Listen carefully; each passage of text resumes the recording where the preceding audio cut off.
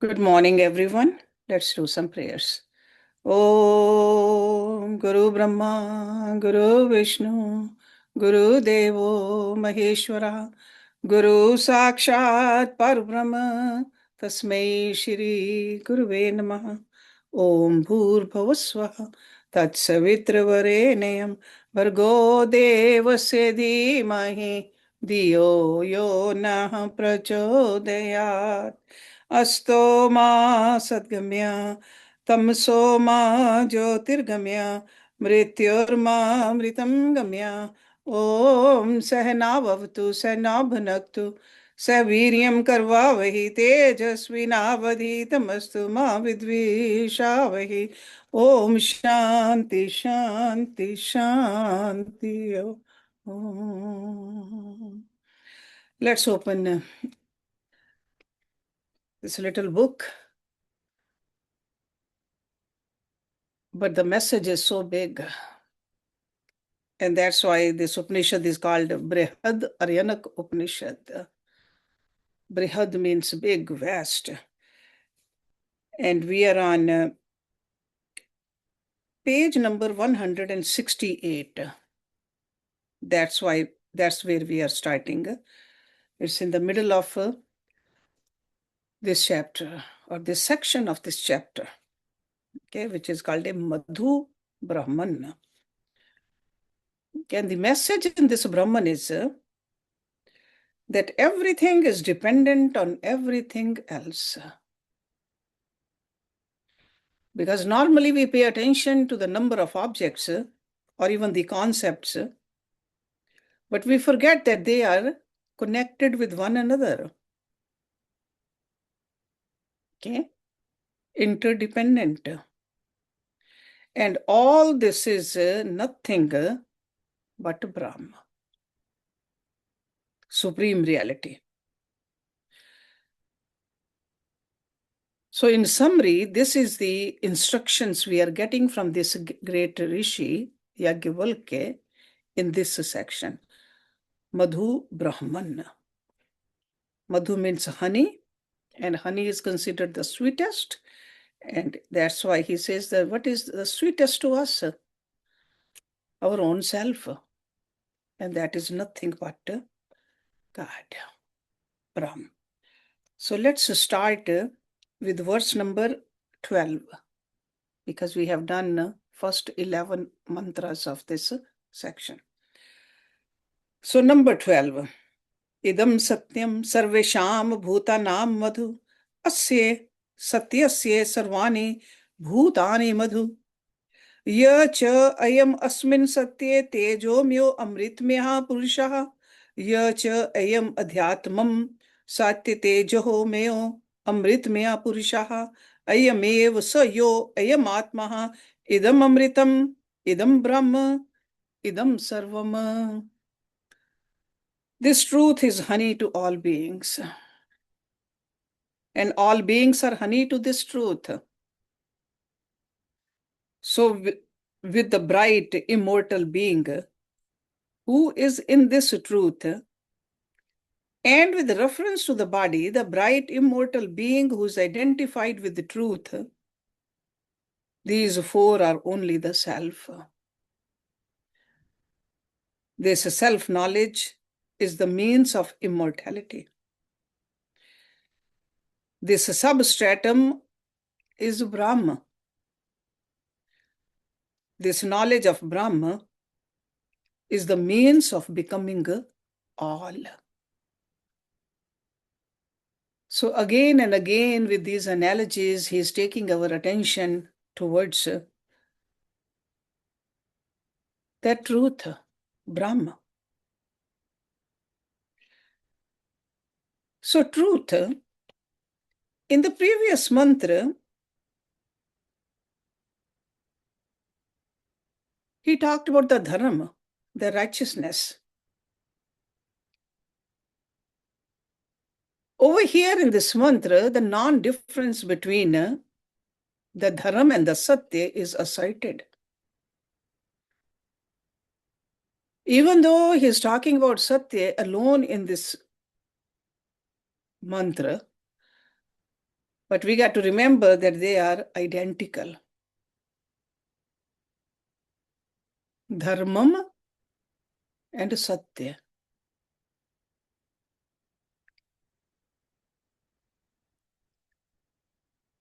In the previous verses, Yajnavalkya said that moral order is invisible,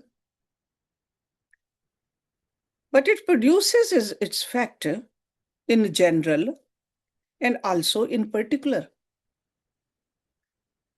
and its relations with the cosmos and the individual. So particular is at the individual level and the general is at the cosmic level. So over here in this verse, this truth, Satya, may be defined as that which is visible in and agreeing with the moral order and the conduct of our thoughts, our speech, and our deeds. Manasaha vacha karmana. So Satya has to be practiced at all these levels. Because this term truth should not be restricted to non-falsity in speech alone. That means we are just telling a truth from our mouth in those words, but in our mind, if we are thinking about something else, that is not Satya in its entirety.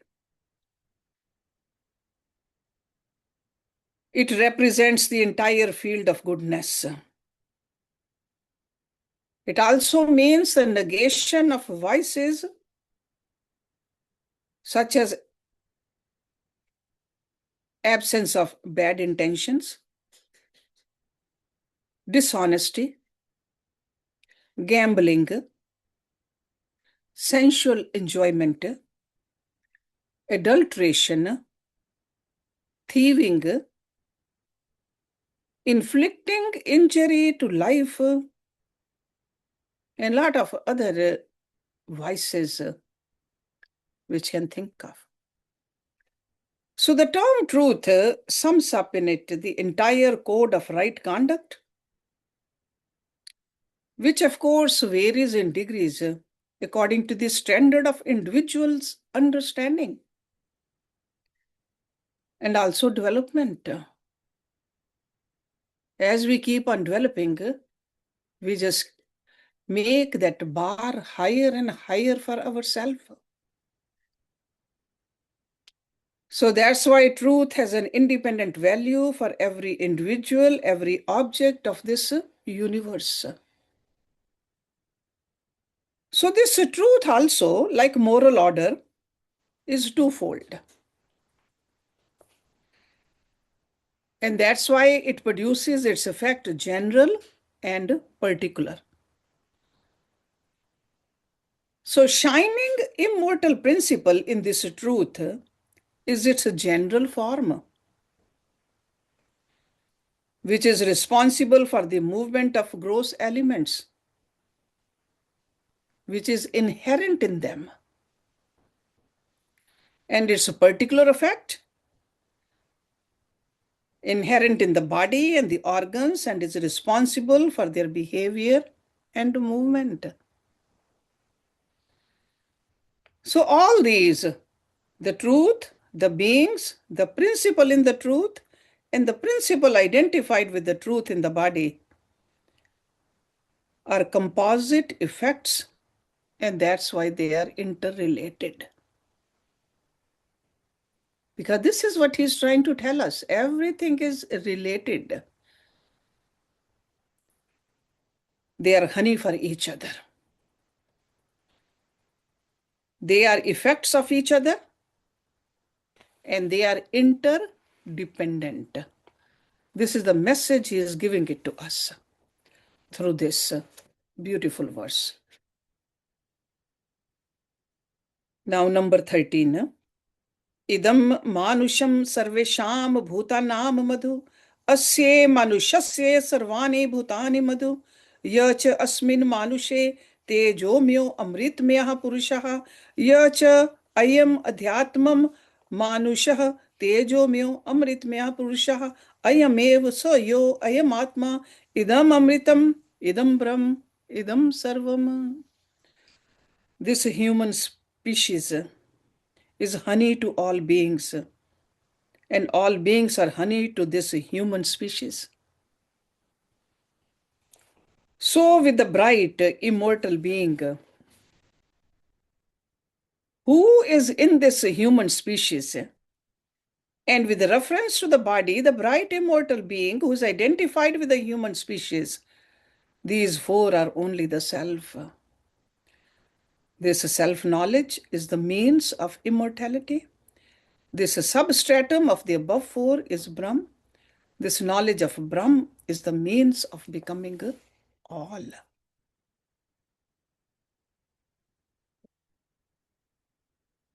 So this is verse number 14. So this self, when he says in this mantra, is referring to the cosmic body, which has been defined so far, beginning from the earth, mentioned in the first mantra of this section, and ending with a human being in this mantra.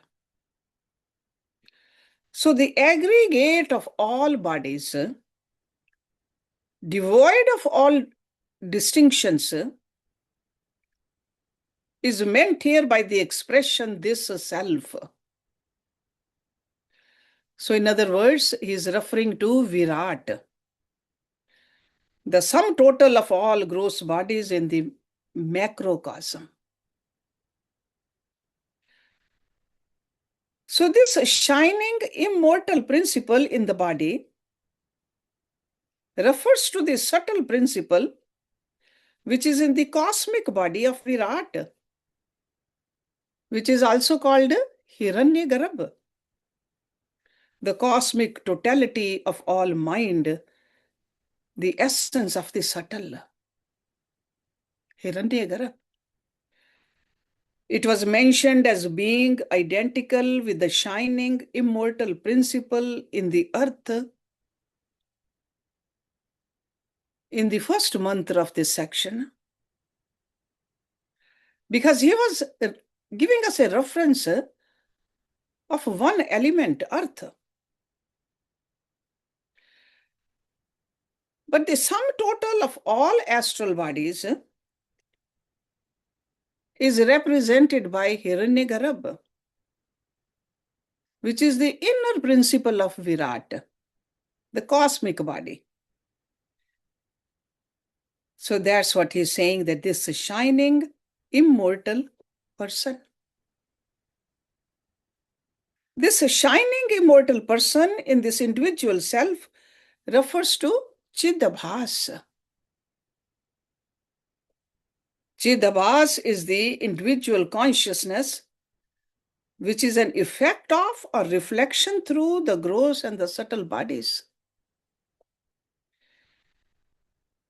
And that is the product of individualization. And this individualization we feel through these upadhis, the limiting adjuncts. He says it is a self-luminous, and it's referred to as a shining. It is eternal, and it's referred to immortal. So he is taking our attention slowly from the grossest to the subtlest in order to show the connectivity with all of them. Because normally we focus only on the parts. We forget to understand the whole.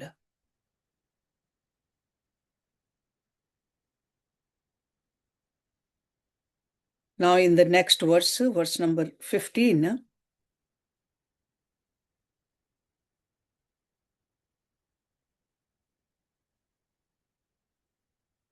Sarva ayam atma sarvesham bhutanam adhipati सर्वेषां भूतानां राजा तद्यथा रथनाभौ च रथनेबौ चारः सर्वे समर्पितः एवं एव अस्मिन् आत्मनि सर्वाणि भूतानि सर्वे देवा सर्वे लोका सर्वे प्राणा सर्व एत आत्मानः समर्पितः.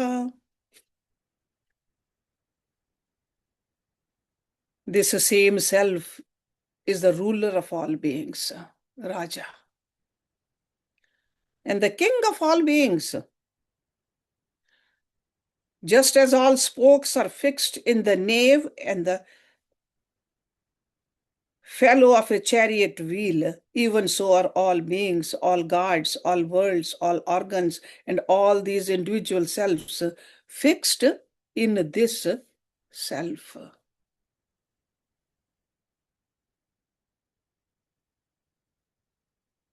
So, by setting forth the mutual cause and effect relationship based upon the analogy of honey and establishing the unity of cause and effect, the discussion on the identity of the universe and the absolute is concluded here. So the attainment by one of this identity is not becoming something which one is not, but we have to realize it. We have to experience it. Because Brahm, with which the self is identical in essence,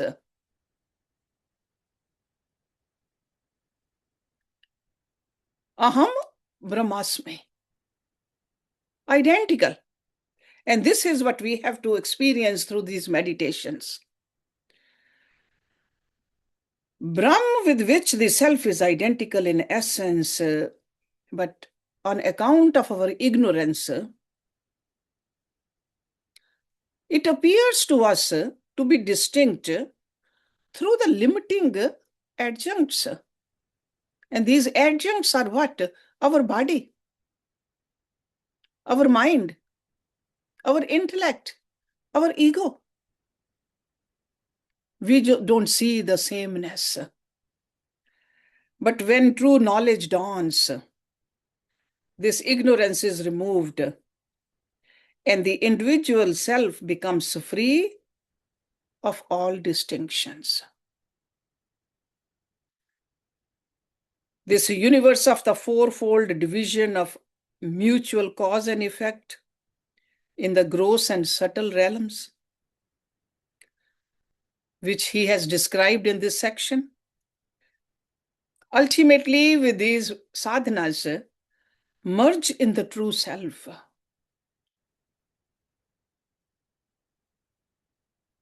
Once we realize the Hiranyagarbha, Virat, and the reflected consciousness in the form of the individual and everything else, we realize that we are nothing but that non-dual Brahma. There's a oneness, sameness.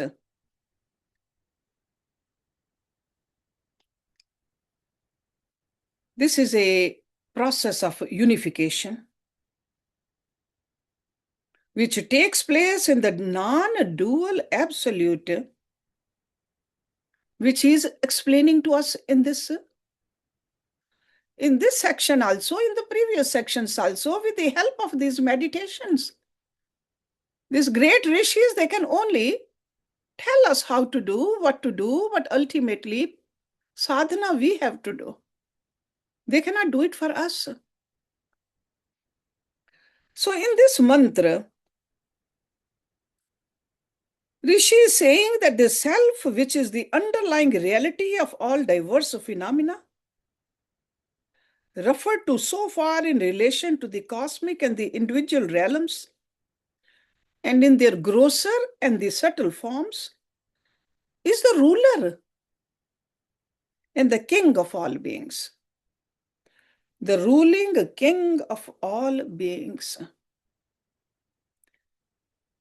He is independent of all duality. Over here, all really excludes nothing and includes everything when he says all. So through the knowledge of Brahma, a person attains ruling kingship of the universe.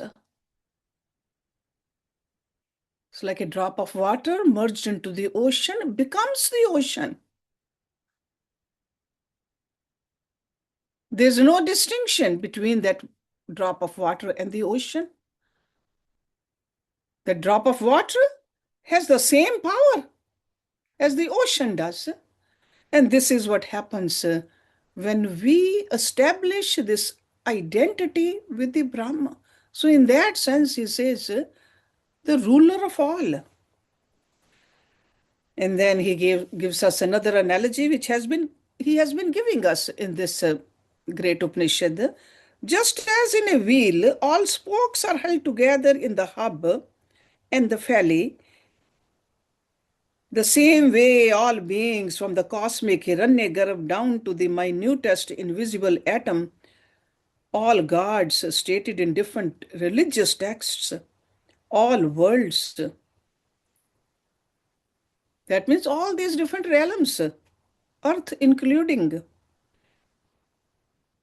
because there are a lot of other realms mentioned in different mythologies, and all organs of actions and knowledge, all these individual selves subject to ignorance, limitation, and bondage, or anything else which you can think of, are fastened, as it were, to the Supreme Self. All connected, everything. They are nothing but the Self. This is the declaration on the overall identity of this phenomenal existence and the absolute being, from where this creation has sprung up, by whom it is being sustained. Because don't we wonder who is holding it all up?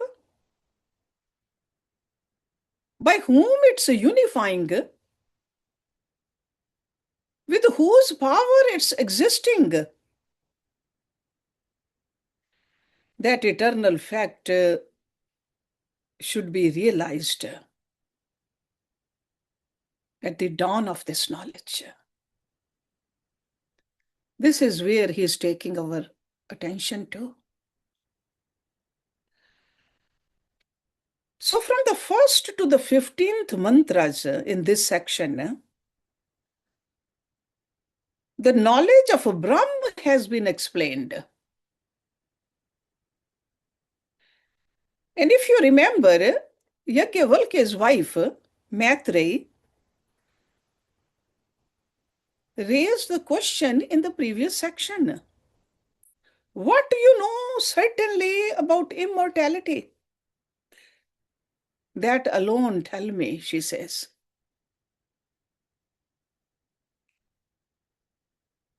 So in these verses, he is answering that question. We should never forget what we have learned earlier. Every mantra is connected with the other mantra. So she asked that, if you remember very clearly, what you know certainly about immortality, that alone tell me. She was very direct. She wanted to know why he's leaving all this. For what he's leaving must be higher than what he has. All the money, the relationships, he was leaving behind. The knowledge of the self leads to immortality. This is the answer we get in these verses. Now this Upanishad introduces four mantras with a view to give that secret and the sacred honey doctrine, which is capable of dispelling the ignorance and establishing the overall identity of the world and the absolute.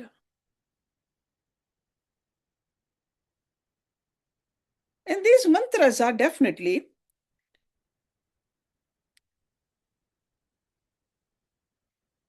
in a very condensed way giving this truth to us, referring to the well-known story connected with this secret knowledge.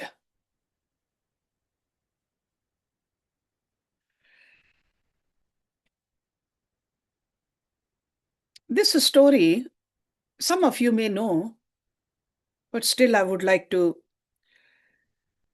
just give you a little summary of this story, which is narrated elsewhere in different context. But we need to, in order to understand this scripture, this Upanishad, we need to know this story. I'm sure you have heard about sage Dadichi, disciple of Lord Shiva. In fact, he was the disciple of, or he's the one who well versed the Atharva Ved.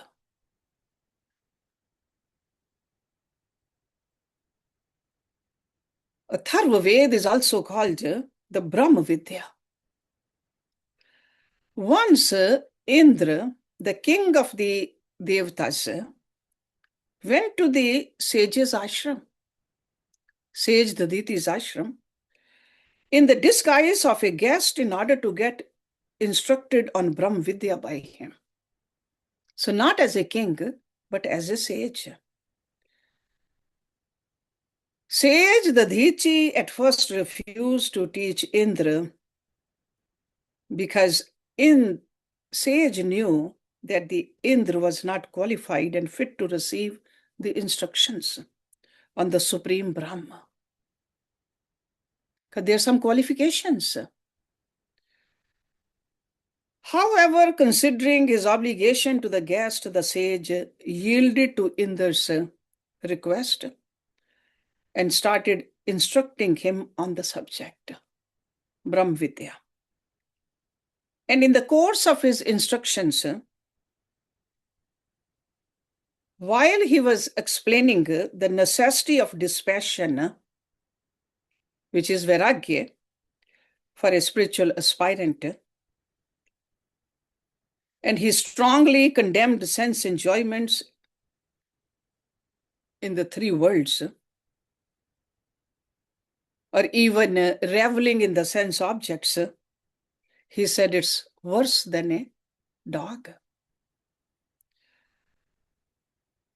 Misunderstanding these remarks of the sage, taking them as personal insult, Indra got enraged.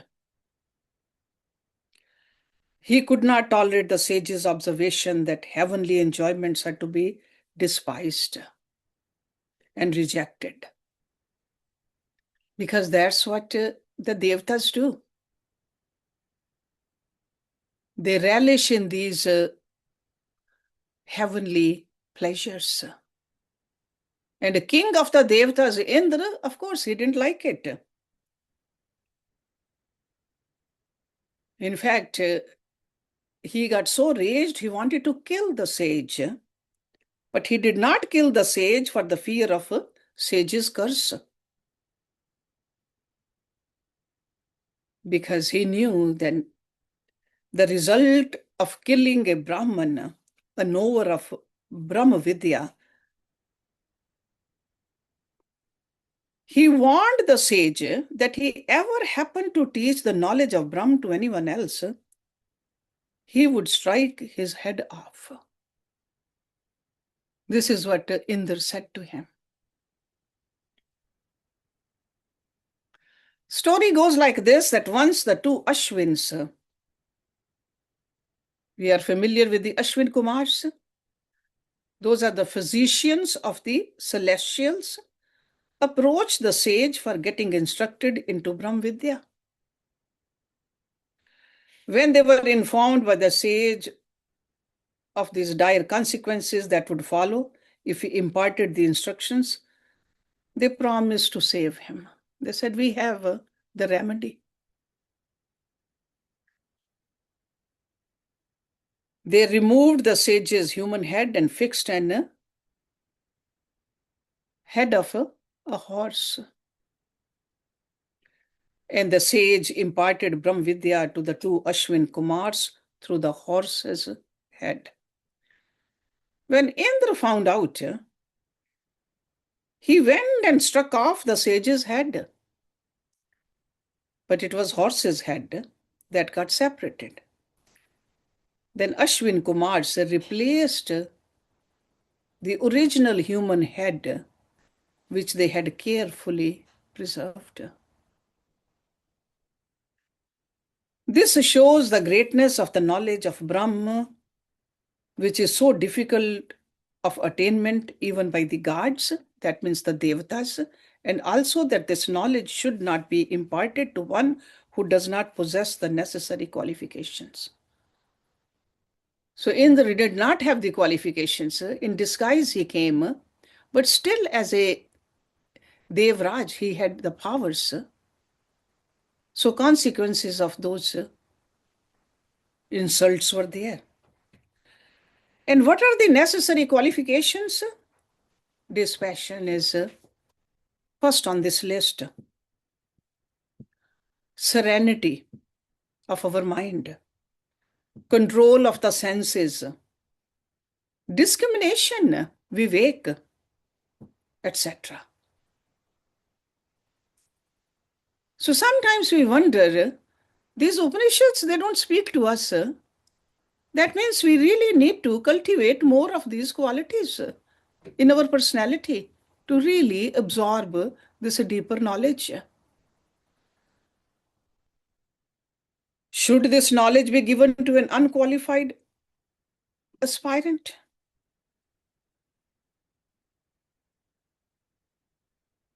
Because sometimes these instructions could be misunderstood. They can be misused. The sensual and passionate people are afraid that through this knowledge, they will be compelled to forego their sense enjoyments. Unqualified students give an erroneous and misguiding connotation to this great self-knowledge. By holding that this world is Brahma, therefore, we can enjoy all this because it's all Brahma. They say that this world is as real as Brahma. It's not false and not existent. It should not and could not be renounced, but should be enjoyed in its fullness. Renunciation is out of place. So unqualified seekers sometimes use these arguments also. But outcome of these arguments is they can study all they want, but the result is not what it's supposed to be.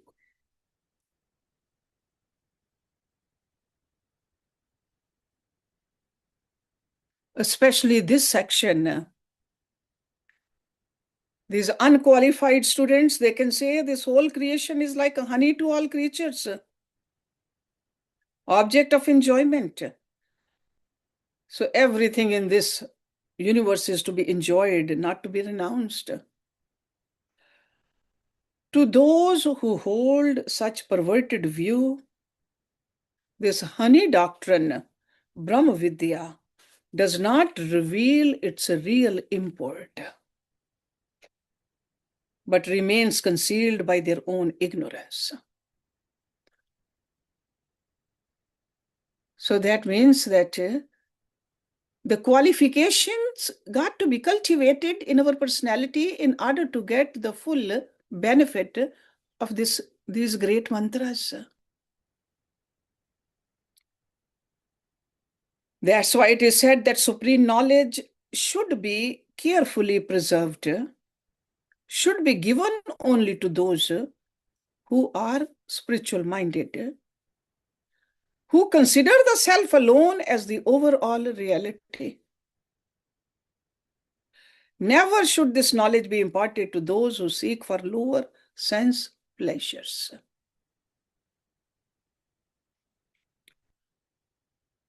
To those who run for sensual happiness and indulge in gross enjoyment, dispassion and renunciation must be taught first by declaring the unreal and the transient nature of the world and worldly pleasures. So, in other words, those are the prerequisites to really reach to this level. Otherwise, we can read all we want to, we can memorize all these mantras too. But the effect of this knowledge will be only if we have cultivated these qualities.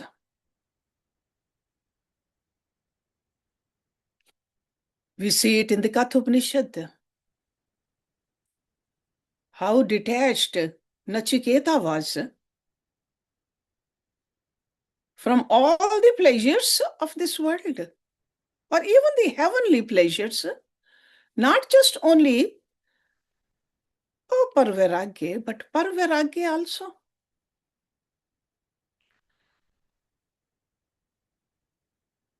We must remember the enjoyment of this world, even of the heaven, which can be obtained through ritualistic sacrifices, cannot confer immortality. Heavenly pleasure is nothing compared to this ultimate Brahm Vidya. Once we understand that, we will cultivate a distaste for earthly as well as the heavenly pleasures. No temptation will shake us.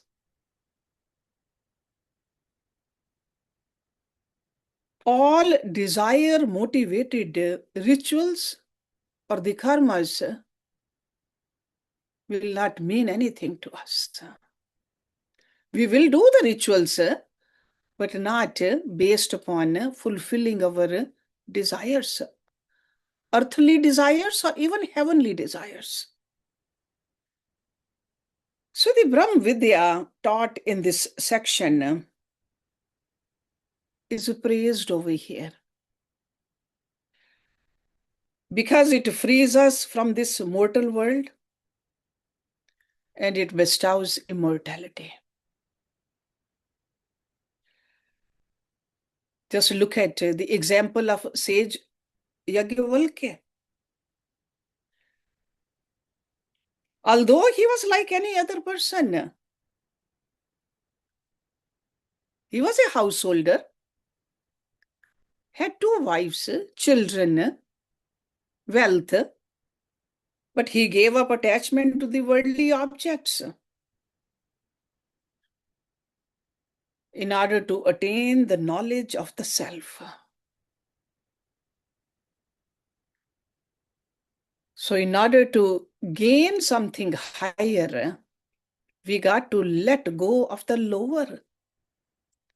We see that if we are climbing up on the stairs, we got to let go of the lower steps in order to go into the higher steps. The same thing happens if we want to drink this nectar of immortality. The same principle applies there. So we have a couple of more verses left. In fact, 4 more verses left, and we'll finish it, this section, next week. And this story of the Dichi, it will come again. You will see that in these verses. And that's the reason I wanted you to know that story. This is mentioned in our scriptures more than one place. Om Purnamada Purnamidam Purnat Purnamudachyate Purnasya Purnamadaye Purnameva Vishishyate. Om Shanti Shanti Shanti. Thank you very much.